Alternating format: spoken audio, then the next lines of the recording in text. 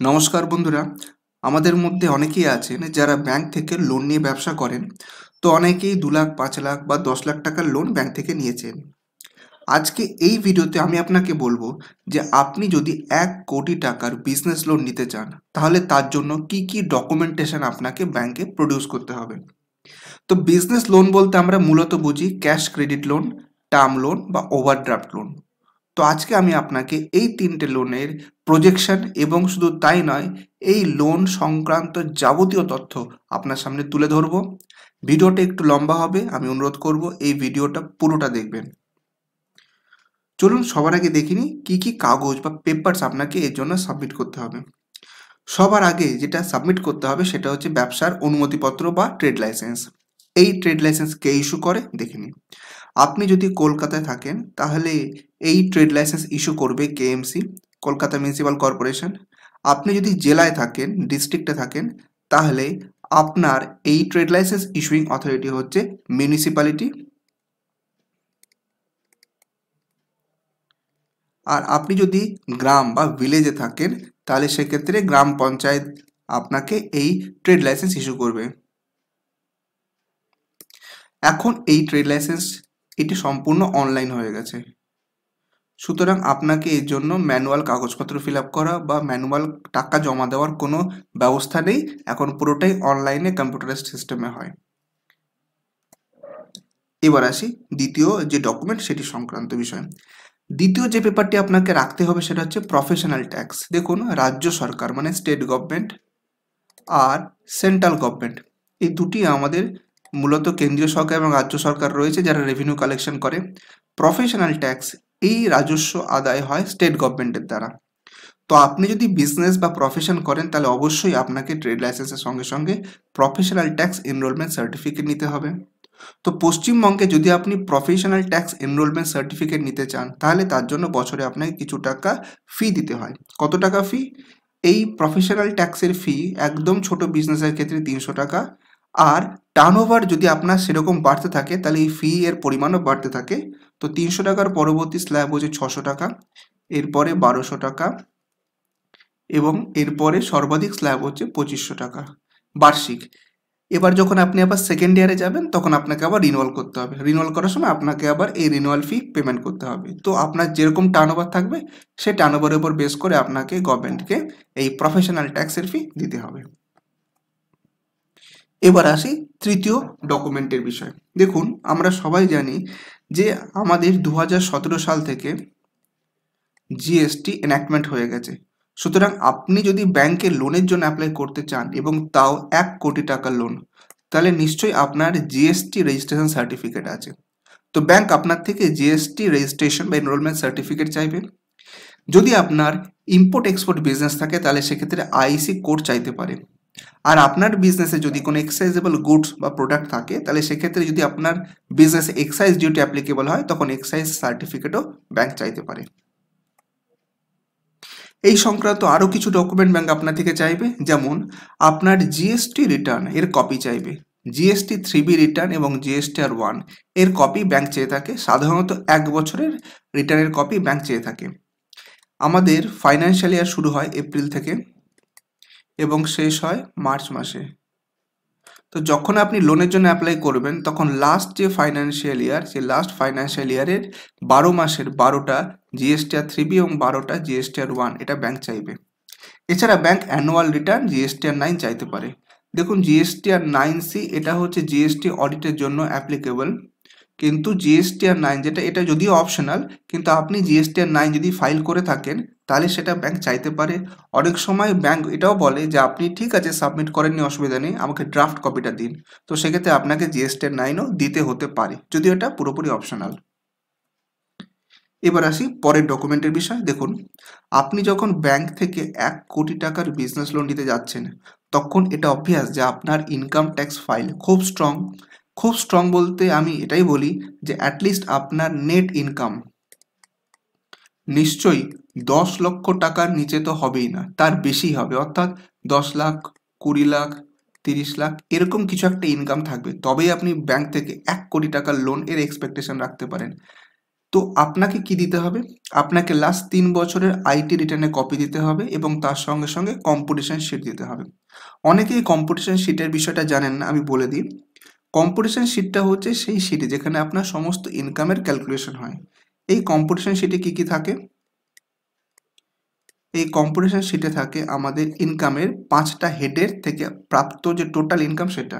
তার মানে এখানে কি কি থাকবে? যদি আপনার স্যালারি থাকে সেটা আসবে।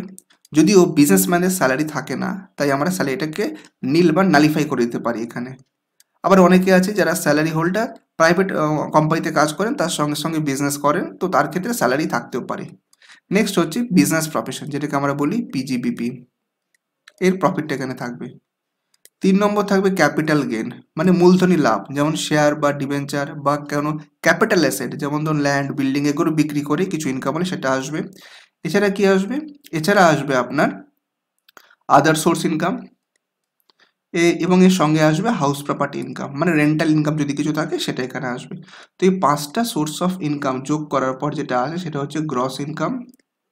তার থেকে আমরা 80C বা 80D, মানে চ্যাপ্টার 6 এর যে ডিডাকশন সেটা মাইনাস করব, তাহলে আমরা পেয়ে যাব নেট ইনকাম, এবং তার উপরে আমাদের ট্যাক্স ক্যালকুলেশন হয়। তো এই সমস্ত ট্যাক্স ক্যালকুলেশনের যে পুরো মেথোডোলজি সেটা কম্পিটিশন শিটের মাধ্যমে আমরা ফার্নিশ করে থাকি। এই কম্পিটিশন শিটটা আপনাকে কিন্তু সাবমিট করতে হবে ব্যাংকে, এবং 3 বছরের 3টে computation sheet along with IT file আপনাকে দিতে হবে। এবার আসি পরের ডকুমেন্টের বিষয়। দেখুন, আপনাকে ব্যাংকে 3 বছরের অডিট রিপোর্ট প্লেস করতে হবে। মানে অডিট রিপোর্ট যেটা রয়েছে সেই অডিট রিপোর্ট, সিএ সার্টিফাইড যে অডিট রিপোর্ট, সেই অডিট রিপোর্ট আপনাকে প্রেজেন্ট করতে হবে, এবং তার সঙ্গে সঙ্গে certified profit and loss account এবং ব্যালেন্স শিট আপনাকে দিতে হবে। এটা 3 বছর থাকা বাধ্যতামূলক।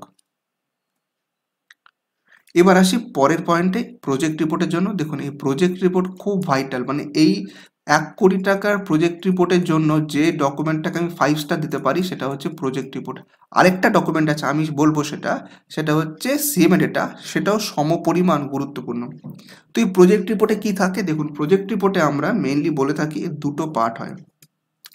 একটা হচ্ছে ফাইন্যান্সিয়াল, আরেকটা হচ্ছে নন ফাইন্যান্সিয়াল। আমি একটু বুঝিয়ে দিচ্ছি। দেখুন, আপনি যদি ব্যাংক থেকে ছোট লোন বলতে আমরা বলি 2 লাখ বা 3 লাখ বা 5 লাখ টাকা লোন নিয়ে থাকেন, তো সেক্ষেত্রে দেখেছেন ব্যাংক আপনার থেকে একটা পেপার চাই। সেই পেপারটা হচ্ছে এস্টিমেটেড আর প্রজেক্টেড ব্যালেন্স শিট।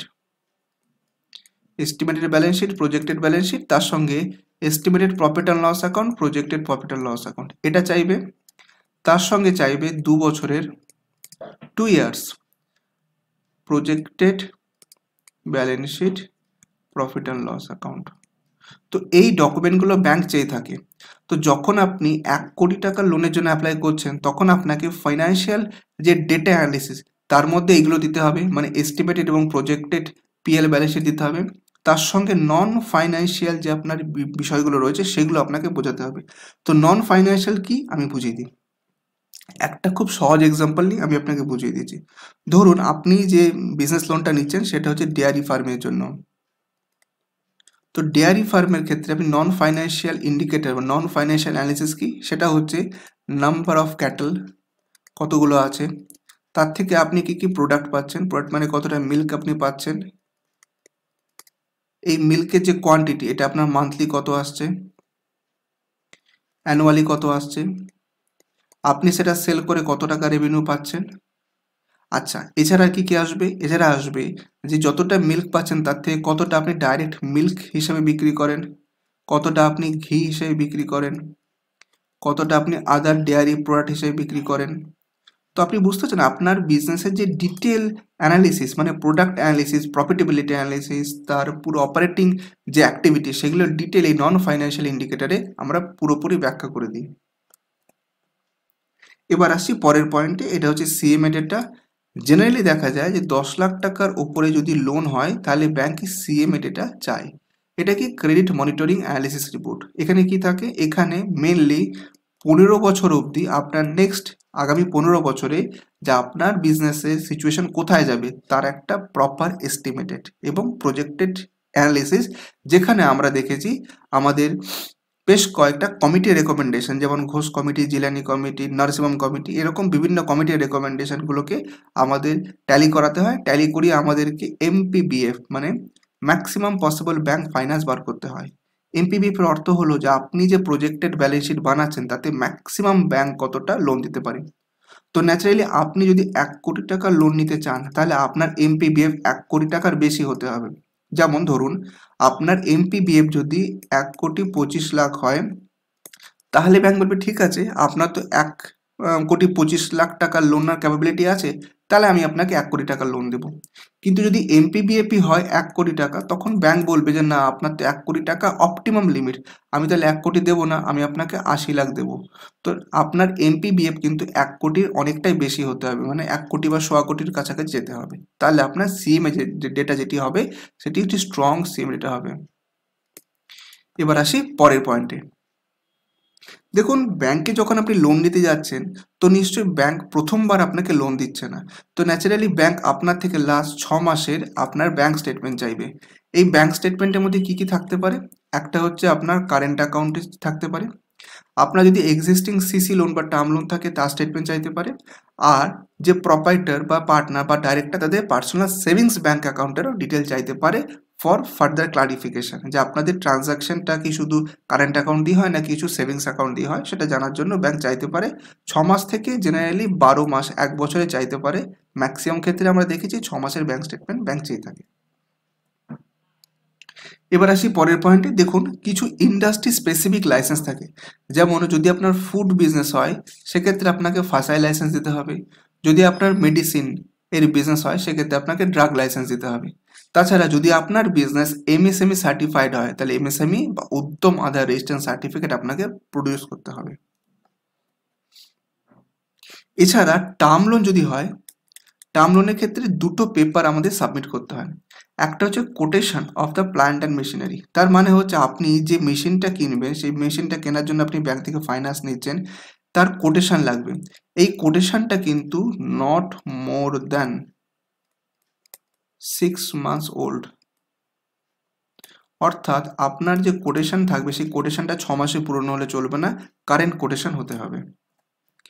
এছাড়া আরেকটা জিনিস আপনাকে দিতে হবে সেটা হচ্ছে ব্রোশিওর। ব্রোশিওরটা কি আমি বলে দিচ্ছি। ধরুন আপনি একটা প্ল্যান ইনস্টল করছেন, সেই প্ল্যানটা হচ্ছে ওয়াটার পিউরিফায়ার। এবার এই ওয়াটার পিউরিফায়ার যে প্ল্যানটা আপনি ইনস্টল করছেন সেটা কিন্তু সিঙ্গেল কোনো ইউনিট নয়, তার সঙ্গে অনেকগুলো ইউনিট থাকে। একটা মেন ইউনিট থাকে এবং তার সঙ্গে অনেকগুলো সাব ইউনিট থাকে, সব মিলিয়ে পুরো একটা প্ল্যান্ট হয়। তো ব্যাংক আপনার থেকে ব্রোশিওরের মধ্যে জানতে চাইবে যে আপনার মেন কি কি কম্পোনেন্ট রয়েছে, কি কি সাব কম্পোনেন্ট রয়েছে, তার প্রোডাকশন ক্যাপাসিটি কত, মানে ওয়াটার পিউরিফায়ার যদি হয় তাহলে এখানে থাকবে যে সেই মেশিনটা অপটিমাম দিনে কতটা জল পিউরিফাই করতে পারে, মানে 100% যদি ক্যাপাসিটিতে ইউজ করি তাহলে কতটা হবে, যদি 80% ক্যাপাসিটিতে ইউজ হয় তাহলে কতটা হবে, এর লাইফ টাইম কত, মানে কতদিন ধরে এটা কাজ করবে। এছাড়া কি থাকবে? এছাড়া থাকবে এর এএমসি চার্জ মানে মেনটেনেন্স কস্ট কত, এরকম নানা রকম বিষয় এই যে ব্রোশিওর রয়েছে ব্রোশিওরে থাকে। তো ব্যাংক টার্ম লোনের ক্ষেত্রে এই সমস্ত প্ল্যান বা মেশিনারি ব্রোশিওর কিন্তু চেয়ে থাকে। এছাড়া ব্যাংক বেশ কিছু ডকুমেন্ট আপনার থেকে চাইতে পারে, যেমন আপনার যদি ট্যাক্স অডিট হয়ে থাকে তাহলে 3CB রিপোর্টের কপি চাইতে পারে। যদি আপনার লোনটি মর্টগেজ লোন হয়, মানে মর্টগেজ মানে আপনি বাড়ি বা জমি বা দোকান বন্ধক রেখে আপনি ব্যাংক থেকে লোন নিচ্ছেন বা আপনি প্রাইমারি সিকিউরিটি হিসেবে মর্টগেজে রাখছেন, সেক্ষেত্রে title did of property bank চাইতে পারে। এছাড়া অনেক সময় যদি ব্যাংকের ডাউট হয়, ব্যাংক প্রয়োজনীয় যে আপনার অ্যাসেট রয়েছে সেটাকে নিজে থেকে ভ্যালুয়েশন করাতে পারে, তাই ব্যাংক চাইলে ভ্যালুয়ারের রিপোর্ট ও ভ্যালুয়ারের সার্টিফিকেট নিতে পারে। তো বন্ধুরা আজকে আমি চেষ্টা করলাম এই ভিডিওর মধ্যে আপনাকে বলতে যে আপনি যদি ব্যাংক থেকে 1 কোটি টাকার লোন নিতে চান তাহলে আপনাকে প্রপার ডকুমেন্ট মেনটেন করতে হবে, proper books of accounts maintain করতে হবে, সাফিসিয়েন্ট ইনকাম থাকতে হবে, সাফিসিয়েন্ট সিকিউরিটি থাকতে হবে, তবেই আপনি কিন্তু ব্যাংক থেকে 1 কোটি টাকার লোন আরামসে পেতে পারবেন। তো বন্ধুরা কেমন লাগলো এই ভিডিওটা অবশ্যই কমেন্ট করে বলবেন। আর যদি আপনার মনে কোনো প্রশ্ন থাকে আপনি নিচে কমেন্ট বক্সে কমেন্ট করে আমাকে প্রশ্ন করতে পারেন। আর যদি আপনারা এরকম প্রজেক্ট রিপোর্ট বানাতে চান তাহলে আপনারা আমাদের সঙ্গে কন্ট্যাক্ট করতে পারেন। আমাদের কন্ট্যাক্ট নাম্বার এই ভিডিওর নিচে ডেসক্রিপশন বক্সে এবং আমাদের এই চ্যানেলের অন্যান্য ভিডিওতেও আপনি পেয়ে যাবেন। আজকের জন্য এখানেই শেষ করছি।